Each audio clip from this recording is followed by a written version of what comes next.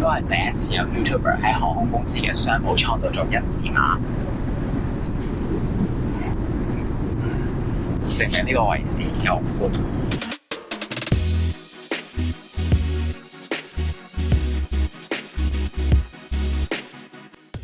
我哋嚟到全世界最靚嘅樟宜機場，搭全世界最大嘅 A380。星航話過埋今年就唔再用呢架巨無霸客機飛香港航線，所以一定要拍片留個紀念。不過當日新加坡落大雨，呢啲機身片段都係降落香港之後補拍嘅。嚟到星航嘅 lounge 啦，牆上嘅花紋似曾相識呢，就係星航嘅制服。去到2樓都係呢個花紋，不過用一個類似日本 teamLab 嘅動態投影呈現出嚟。隔離有個迷你博物館，介紹歷年星航嘅紀念品，貫徹佢智慧都市嘅風格。掂下埲牆就會見到有關嘅商品。之後到戲肉自助餐區。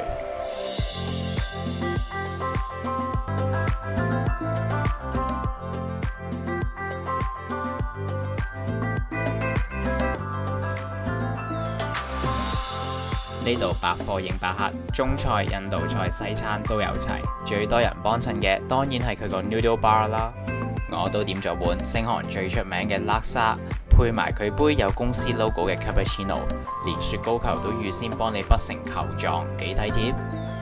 食飽望多眼個 lounge 就上機啦，親切嘅笑容已經喺門口等緊我哋。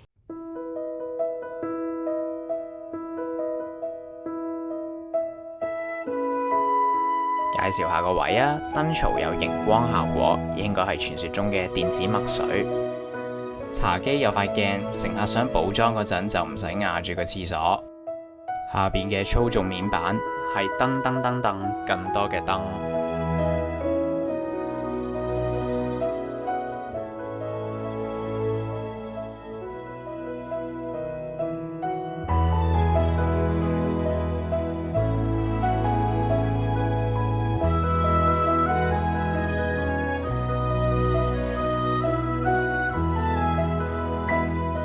腳踏上邊係一系列嘅寢具，將被袋、床單同埋枕頭清空，拉出腳架，伸延座位嘅面積，就會變成一張床。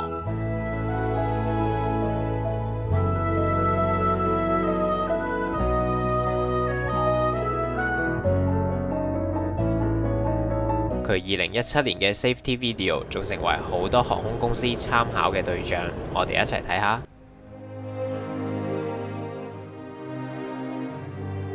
Welcome aboard Singapore Airlines. Please give us your attention as we bring you through this important safety briefing. 千禧年代嘅安全演示，大多數喺機艙嘅佈景板度拍攝，而星航就走訪大街小巷，將安全信息融入當地嘅景點，曲線宣傳自己嘅旅遊業。佢又將良野文化注入呢段影片，充實自己嘅 brand identity. During takeoff and landing, ensure that your tray table is stowed away.Put the back of your seat upright and stow your luggage under the seat in front of you. Refer to the safety card for more information.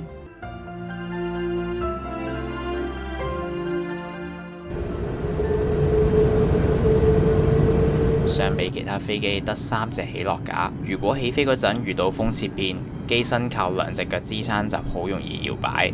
咁當然我幅圖係畫得誇張咗啦，而 A380 有5隻起落架。起飛嘅時候，即使抽起咗機臂，仲有4隻腳撐住，乘客體驗就覺得穩定好多啦。夏天嗰陣咁大塊翼仲可以擋太陽添。不過呢個 A380 都買少見少啦。2007年星航係全世界第一個引入 A380 飛機嘅航空公司，當時就有好大嘅 wow factor 啦，因為呢架雙層壓機設置有好多空間俾你去做豪華嘅裝修，就好似咁樣。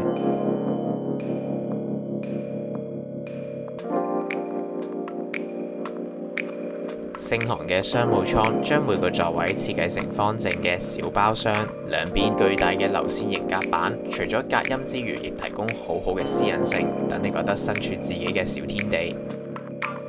室內用色嗰方面，橙紫色嘅配合其實係對照翻空姐制服嘅 colour tone。咁都好，如果刻意要跟翻 logo 嘅藍黃色，應該就會變成廉航 Ryanair 噶啦。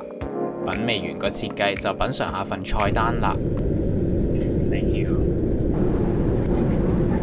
得，係一個好靚嘅生果拼盤，有車厘子批咗皮嘅綠柚。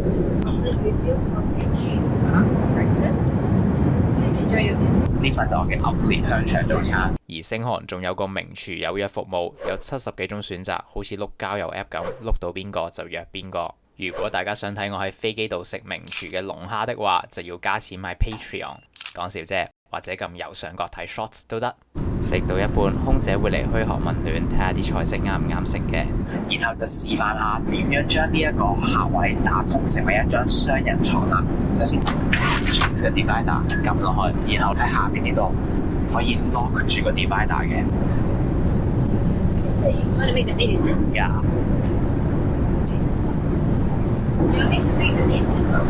Yes, please.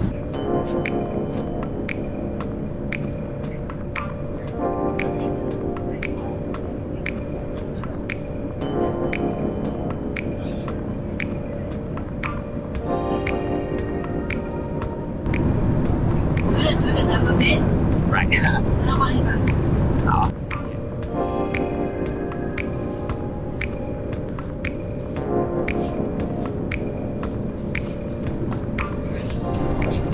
超好啊！有 double bed 啦，即使上次搭 Emirates 頭等艙有興趣嘅話，望呢邊中間嗰兩個位都唔可以變成一張床，而星航係可以。咁係 Skytrax 嘅全球最佳航空公司，每年喺新加坡航空攞就係卡塔爾航空攞㗎啦，都係全世界唯一2間商務艙可以做 double bed 嘅航空公司，咁抵佢攞咗咁多次獎嘅。星航嘅商務艙雖然個位好寬，但係個 footrest 好細，即係你隻腳啊係要塞喺靠走廊嗰個咁大嘅籠入邊。咁如果你隔離係一個空位嘅話咧，恭喜你，你就可以將兩邊牀攤平，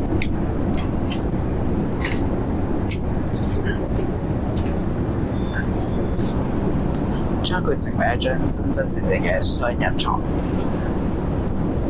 打橫咁樣瞓。好，香港見。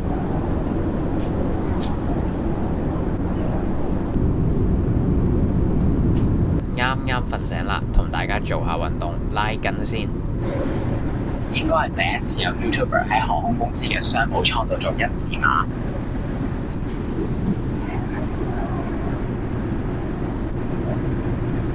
淨係呢個位置夠寬。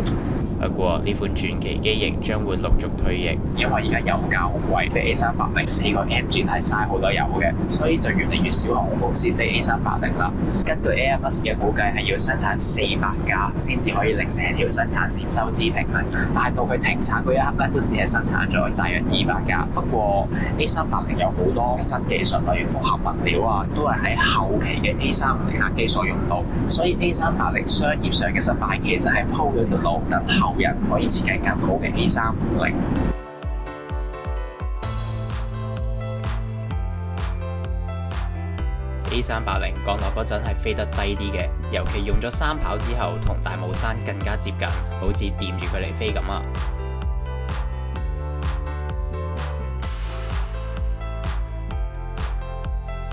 降落啦，坐樓上嘅感覺猶如搭緊雙層巴士，望到停機坪，所有嘢都矮過你嘅。架機仲喺天際走廊底下穿過，喺玻璃地板望翻落去係咩感受呢？有請另一架 A350 示範一下。呢條片我剪咗2個月，應該灌注晒對 A380 嘅愛啦。下一集再同大家睇下啲有趣嘅航空公司。我係 Frederick，拜拜。